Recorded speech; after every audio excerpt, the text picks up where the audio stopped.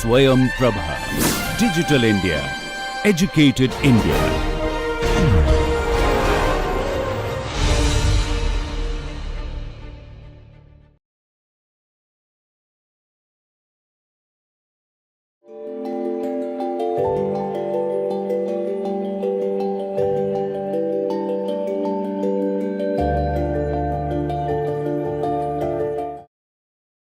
Welcome friends to this NPTEL online certification course of environmental soil chemistry, and today we are going to start week 9 or module 9, and in this week we will be basically talking about pollutants and soil solution interactions. So, if we just go ahead and see what are the concepts we are going to cover in this. So, in this lecture, in this week we have covered these following concepts. First of all, we will be talking about the pollutants in soil solution, what are the major pollutants and how they interact in the soil solution. Then we will be talking about solubility equilibrium. Some of the solubility equilibrium we have already covered in our previous lectures. However, we will be covering some more in this week, and after that we will be talking about solvents and surfactants interactions, and next we will be talking about acid rain formation as well as gypsum dissolution in alkaline soils. Then we are going to cover one of the most important aspect, that is sewage sludge and its impact on soil pollution. And then we will be talking about complex formation with organic matter, specifically in terms of heavy metals, and we will be also talking about solubility of polycyclic aromatic hydrocarbons, which is considered as one of the major pollutant in soil. So, these are the several important concepts which are basically covered in this week and in this module, and we are going to discuss them one by one. So, let us start with the first concept, that is pollutants in soil solution. So, soil systems comprises a dynamic and complex array of inorganic and organic constituents. The concentration of pollutants in the soil liquid phase is governed by a series of reactions. So, what are those reactions? There are 5 major types of reaction. First of all, acid base equilibria reaction, then oxidation reduction equilibria reaction, then complexation with organic and inorganic ligands, precipitation and dissolution of solids, and ion exchange and adsorption. Now, among all these we have already covered in details about oxidation reduction equilibria or redox potential. We have also covered in detailed discussion about ligands and complexation with organic and inorganic ligands, and also we have extensively discussed ion exchange and adsorption in our previous weeks. So, here in this week we will be basically talking about in details about acid base equilibria, and also briefly we will cover the precipitation and dissolution of solids. So, among all these 5 reactions, we are going to discuss only this number 2, that is number 1, that is acid base equilibria, and number 4, that is precipitation and dissolution of solids.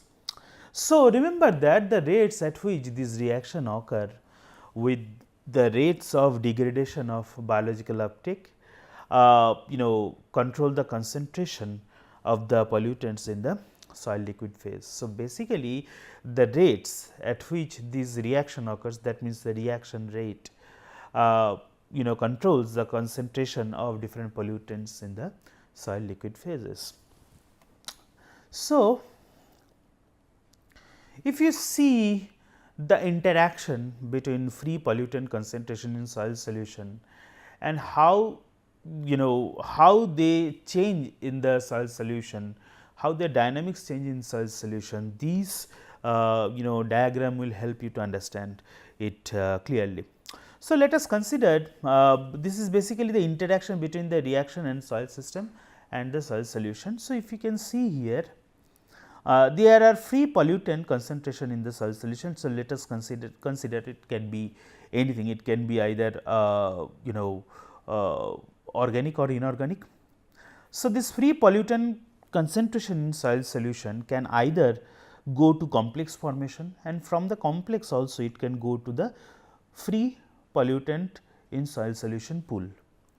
Apart from that, it can also take part in acid base reaction, and this reaction is basically both way reaction. So, basically from here also they can go to free pollutant pool in the soil solution. Further, this free pollutant concentration in soil solution can produce the precipitation and also dissolution of the solids, and this is also a both way reaction. So, apart from these three, we can see the pollutant must transfer from this free pollutant concentration in soil solution, which is which is also both way reaction. So, all these reactions which you are seeing in this diagram are going in both direction. Apart from that, they can go to the ion exchange and adsorption reaction can show, and from the adsorption, when resorption occurs, they finally go to the free pollutant concentration in soil solution again. And apart from that, that also these free pollutant contained in the soil solution can also impact the redox reaction and vice versa. So, these are the snapshot of interrelations between the reactions in the soil system and the soil solution. So, I hope this is clear to you guys. So, let us move ahead and see what is the interaction between the heavy metal pollutants in soil solution. So, if we consider there is a precipitation in the soil surface, this water basically moves from the soil surface through the process of infiltration, and the soil composition, soil reaction, redox condition and reaction kinetics, all of these can impact the conversion of the metal cations in the aqueous form, and they can interact with different organic matter and inorganic fractions. Ultimately, after these reactions are taking place, they can ultimately convert it to new species and ultimately go to the groundwater, and also from the groundwater also they can move up into the soil. After different types of fates of these positively charged heavy metal cations, they can be either uptaken by the plants, or they can be immobilized, or they can be uptaken by different microorganisms. So, there is an you can see there is a interaction going on between these microorganisms, heavy metals as well as the plants. So, this way the heavy metals can be uptaken by plants and microorganisms. These heavy metals can react with different inorganic components, produce the metal compound. They can sorb into the organic matter, which we are going to discuss in our coming lectures. So, they can produce the organic matter metal complexes, and also they can sorb to other species. So, this is the basically the interaction of heavy metal or dynamics of heavy metals in the soil solution. So, heavy metal pollution, as far as the Indian soils and Indian heavy metal concentration and are in soil and groundwater are concerned, this figure shows a important insight of how many districts of India are affected by specific inorganic pollutants. So, if you see the nitrates, you see that 386 districts are affected by this nitrate pollution, and the affected states or union territories are a total of 21. In case of fluoride, 335, and the number of affected states or union territories are 20. Iron contamination can be found in 301 districts and 26 states or union territories. Salinity problem is prevalent in 212 affected districts or 15 affected states or union territories. Arsenic problem is prevalent in 153 districts and 21 states or union territories. Lead, which is another very important heavy metals as far as the potential contaminants are concerned. So, lead showing the they affect 93 number of districts and 14 states or union territories. As far as the chromium is concerned, this chromium is affecting 30 districts and as well as 10 states or union territories. Cadmium pollution can be found in 24 districts and 9 states or union territories. So, you can see as far as the total number of districts are concerned which are showing different types of heavy metal pollutions or inorganic pollutions are a total of 780.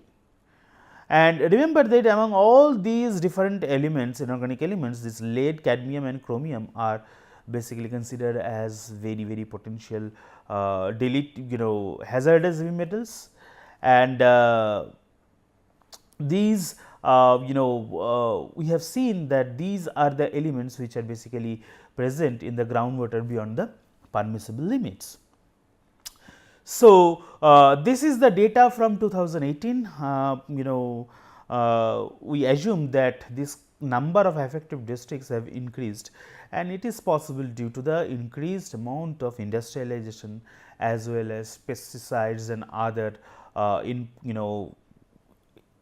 other anthropogenic activities which increases this concentration in the soil solution. We will see in details. So, let us consider this acid base equilibrium. Now, this the group of reactions covering the transfer of protons governs the acid base equilibrium reaction. Now, in this case the proton donor is an acid and the acceptor is a base. So, basically acid is equal, we can write that acid is equal to base plus proton. So, with the following equilibrium constant, so these reaction comes with the following equilibrium constant. This equilibrium constant is K0, which is denoted by this denoted by this ratio, where this K is the acidity constant. So, this is the acidity constant and these parentheses are basically denoting the activities. So, this is basically the representation of acid base equilibrium.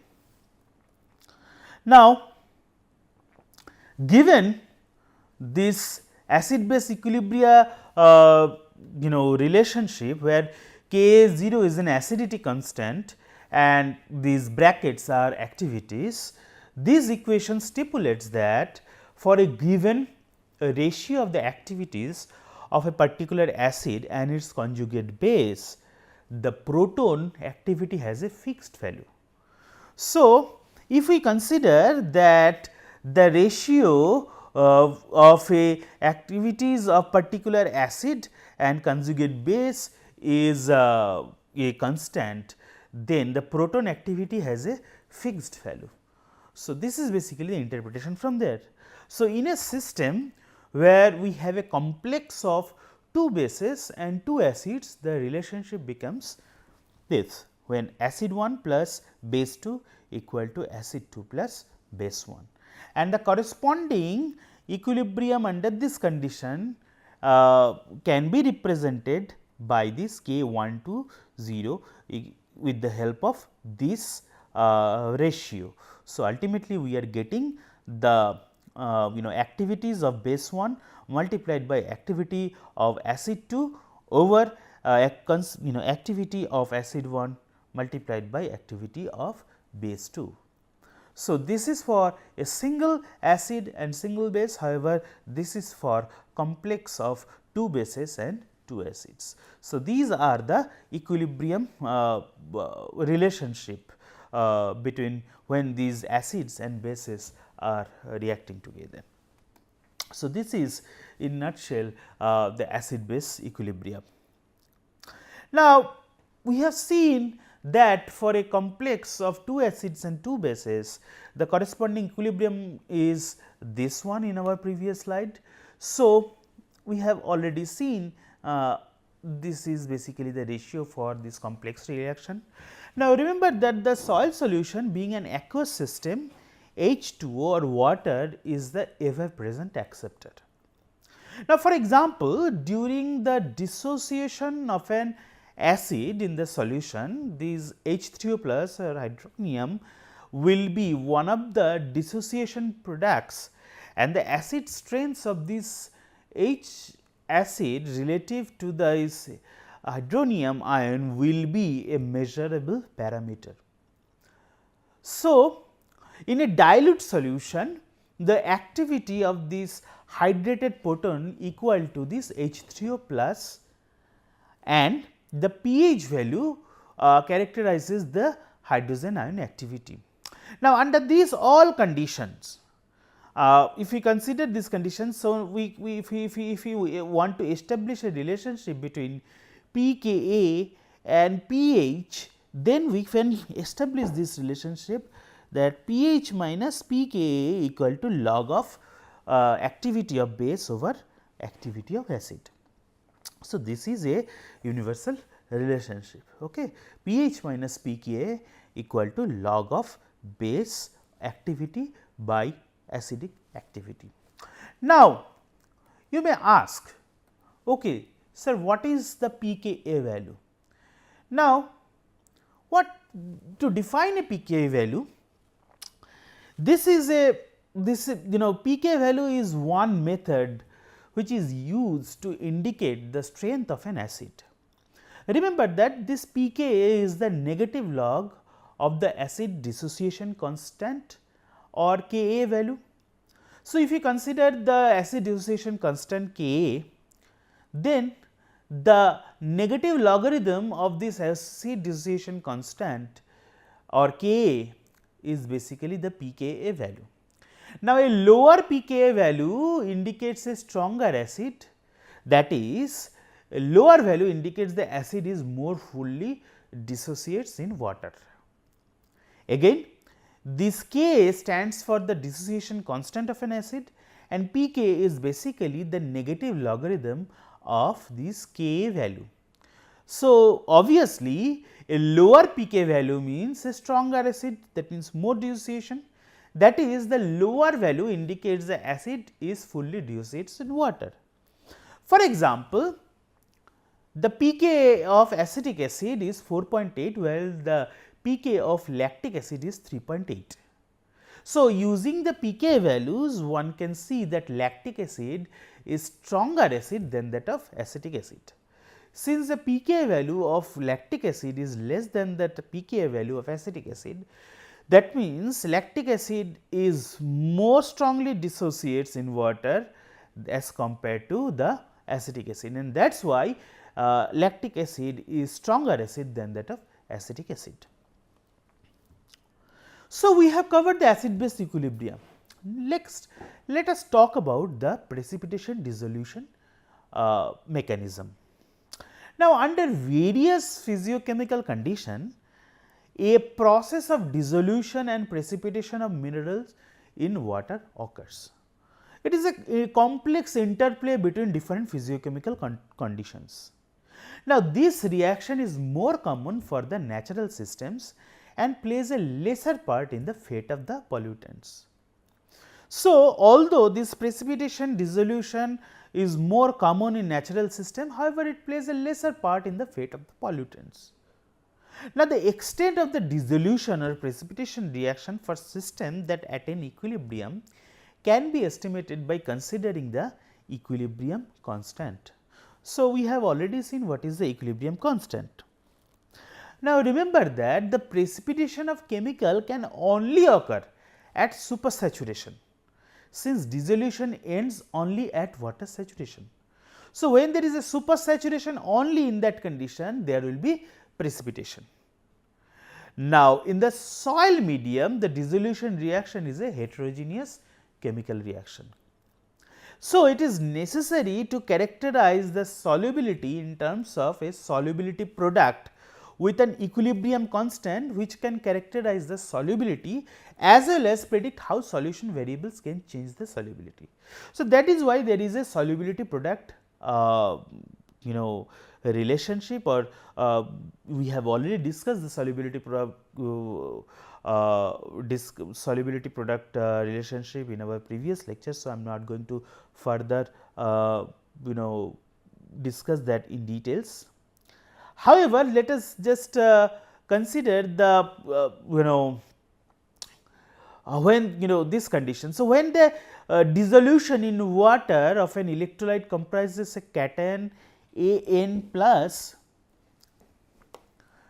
and the anion Bm minus. So, this is basically the cation and this is basically the anion, which behaves according to the following reaction. So, they behave according to the following reaction, where these Am, Bn, S stands for the solid, then Ma in aqueous form and Nb in also aqueous form, where S and Aq stands for the solid and aqueous phase respectively. We have already know that.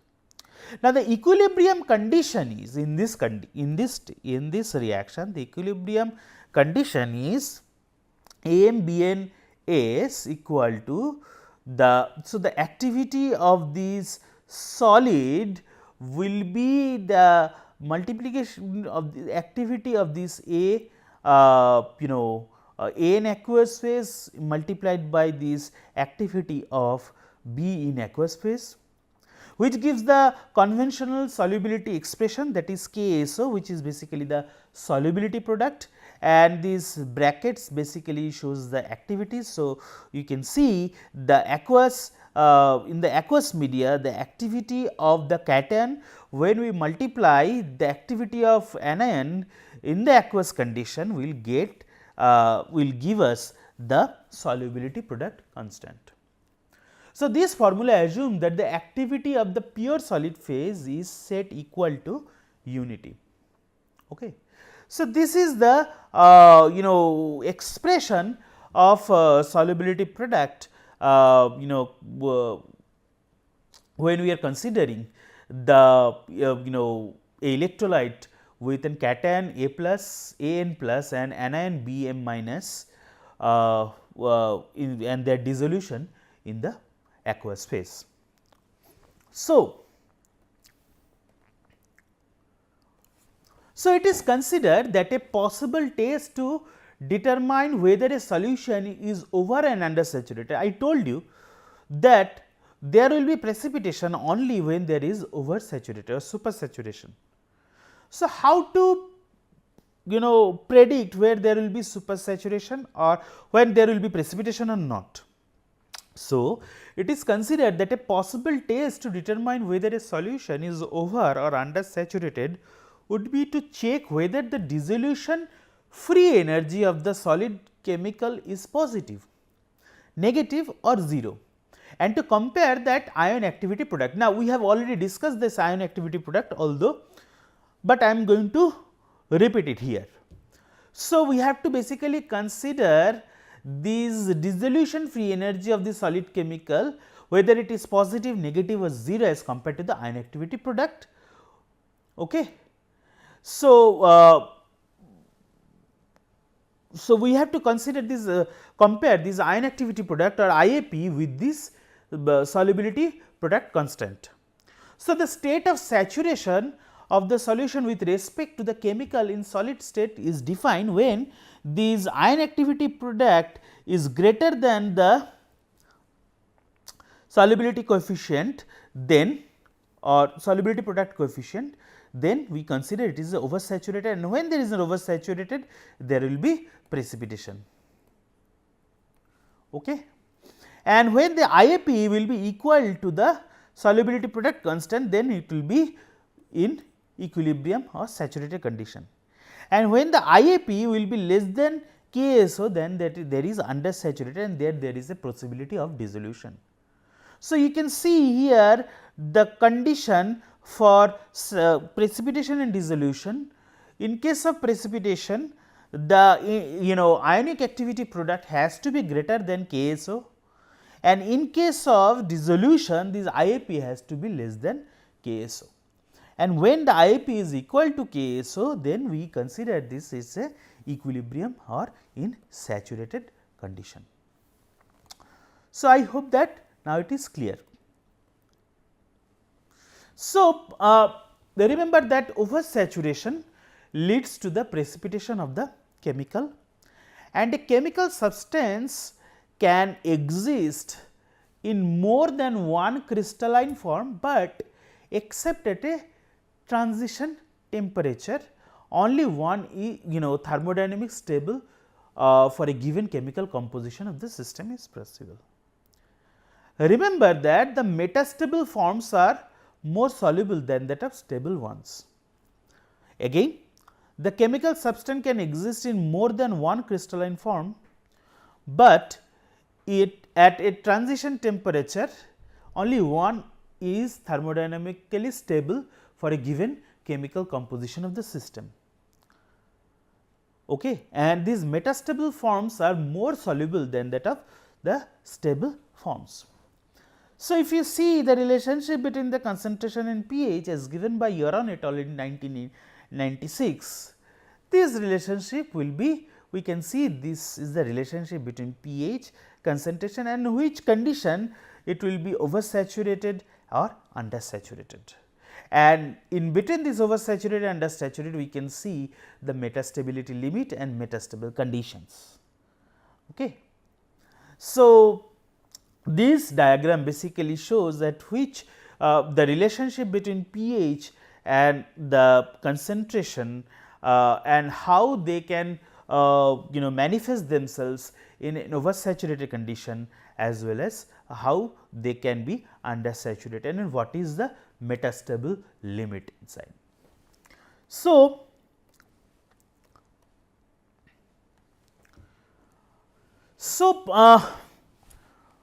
we have already covered the surfactants in our previous weeks. You know about the surfactants. Now, it is very important to understand the effects of mixed solvents and surfactants. Now, remember that many of the potentially toxic organic chemicals reach the soil in a mixture of solvents or in formulation with dispersing agents.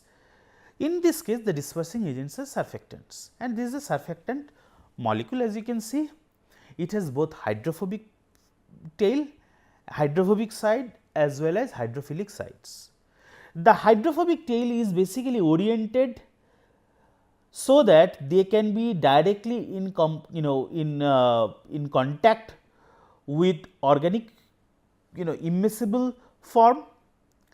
It may be liquid form, it may be solid form. So, it is basically immiscible with water, hydrophobic phase, and the hydrophilic ends are arranged towards the aqueous phase. So, there is a specific orientation which helps them to act as a dispersing agent. Okay. Now, the objective of such formulation is to increase the solubility of an active compound in a solvent such as water. And remember that in a solvent which forms nearly ideal solution with another, and when the solubility of a third substance is limited to a low value by its crystal stability, the logarithm of its solubility is nearly a linear function of the mole fraction composition of the solvent. Again, I am telling it is complex to understand. So, in a solvent which forms nearly ideal solution with another. So, let us consider there are two solvents which can form an ideal solution with another, and when the solubility of a third substance is limited to a low value by its crystal stability, the logarithm of its solubility, if we plot the logarithm of its solubility, is nearly, we will see a nearly linear function of the mole fraction composition of the solvent. So, mole fraction composition of the mixture of the solvent. So, we will discuss this in more details in our next class. I hope that in our in this lecture you have gathered some information about the complex interaction between these heavy metals and their dynamics in the solution. You have gained some knowledge about acid base equilibria, and we have briefly covered the precipitation dissolution and their preconditions also. So, we will talk in more details about these effects of mixed solvents and surfactants in our next lectures of week 9 or module 9. Thank you very much.